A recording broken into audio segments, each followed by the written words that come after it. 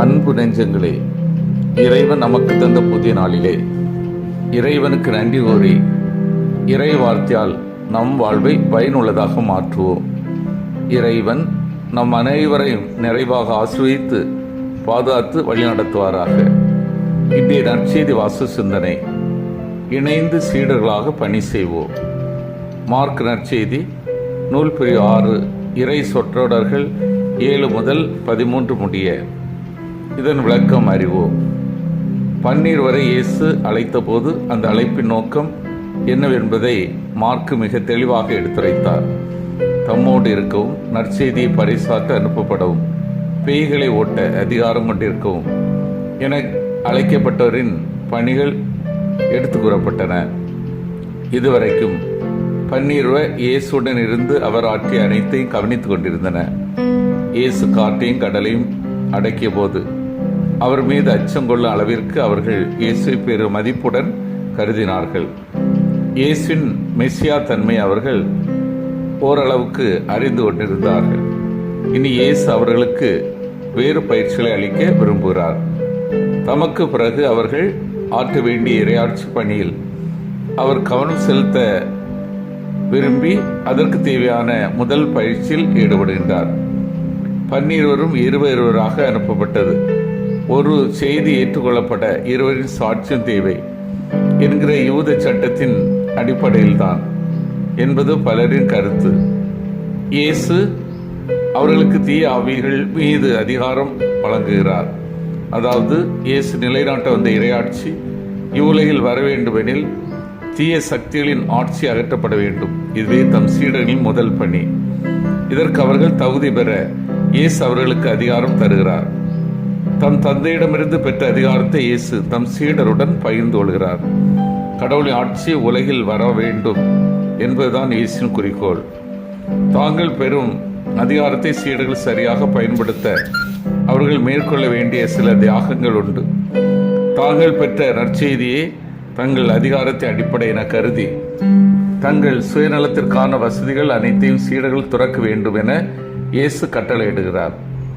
அதாவது நற்செய்தி ஒன்றே தங்களுக்கு போதும் என்ற மனநிலையிலும் அதை அறிவிப்பதே தங்கள் தலையாய கடமை என்கிற கடமை உணர்விலும் அவர்கள் இருந்தால் அவர்களுடைய அன்றாட தேவைகள் தாமாகவே நிறைவடையும் என் உறுதி சீடருக்கு இருக்க வேண்டும். சீடர்கள் மிதியடி போட்டுக்கொள்ளலாம், கைத்தடி வைத்துக் கொள்ளலாம் என கூறுவது மார்க் நற்செய்தி தரும் ஒரு சலுகை. கரடு முரடான நிலப்பகுதிகளில் நடந்து செல்லும் கைத்தடியும் மிதியடிகளும் இன்றியமையாதவை. ஆகவே நற்செய்தி அறிவிக்கும் ஒரே நோக்கம் நிறைவேறா, தவிர்க்க வேண்டிய வசதிகள் பல, ஏற்க வேண்டிய தேவைகள் சில. இன்றைய சூழலில் நற்செய்தி பணியாளர் பயன்படுத்தும் வாகனங்கள் நற்செய்தி பணிக்காகத்தானா அல்லது வசதி பெருக்காகவா என்கிற கேள்விகள் நம்மில் எழ வேண்டும். அன்பார்ந்தவர்களே, இறையாட்சி பணி என்பது தனி நபரின் பணி அல்ல, அது ஒரு கூட்டுப்பணி. தனி நபர்கள் ஏற்படுத்தும் மாற்றங்களை விட குழுக்கள் ஏற்படுத்தும் தாக்கமே பெரிது என்பது நாம் அறிந்ததே. எனவே தனி நபரின் திறன்களிலும் ஆற்றலிலும் மட்டும் நம்பிக்கை வைக்காமல் அடுத்தவரது திறன்களையும் பயன்படுத்துகின்ற பொதுமை பண்பை இணைத்து பணியாற்றுதல் கற்றுத்தருகிறது. மேலும் வழிகாட்டுதல் இன்மை போன்ற சிக்கல்களிலிருந்து விடுவிக்கப்படுகிறோம். இருவராக சென்று பணியாற்றும் போது தனிமை, மன உளைச்சல், பாதுகாப்பின்மை, வழிகாட்டுதல் இன்மை போன்ற சிக்கலிருந்து விடுவிக்கப்படுகிறோம். தனி மனிதராய் இருப்பதை விட இருவராய் இருப்பது மேல். ஒருவர் விழுந்தால் அடுத்தவர் அவரை தூக்கி விடுவார் என்று உளவியல் பாதுகாப்பு கற்றுத்தருகிறது சபை உரையாளர் நூல். எனவேதான் இயேசு தம் சீடர்களை இருவராக அனுப்பினார். நாமும் இணைந்து பணியாற்றும் கலையில் வளர்வோம். இறையாட்சி பணி செய்பவர்களின் எளிமையை பற்றியும் நற்செய்தி பேசுகிறது. அவர்கள் பணத்துக்கோ பொருளுக்கோ உலக இன்பங்களுக்கோ அடிமையாகாதபடி இறைவன் மீது மட்டுமே தம் நம்பிக்கை வைக்க அறைகூவல் விடுக்கிறது.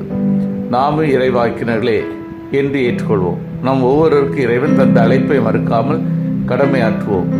இந்த இறைவாக்கு பணி சொல்லில் வாய்ஜாலத்தில் அமையாமல் நமது வாழ்வில் சான்று பகிர்தலில், உலக பொருட்கள் மீது அதிக பற்று கொள்ளாமையில், நம் வாழ்வு எளிமையில் வெளிப்பட வேண்டும்.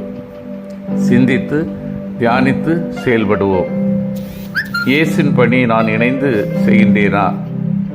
சமூக தீமைகளை அகற்றி மக்கள் நல பணியில் நான் ஆர்வமாக ஈடுபடுகின்றேனா?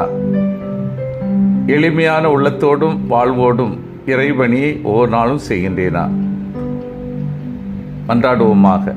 வல்லமை மிக்க இறைவா, நாங்கள் அனைவரும் இயேசுவின் பணி இணைந்து செய்யவும், சமூக தீமைகளை அகற்றி மக்கள் நல பணியில் ஆர்வமாக ஈடுபடவும், எளிமையான உள்ளத்தோடும் வாழ்வோடும் இறைபணி செய்யவும் வரந்தாரும். ஆமீன்.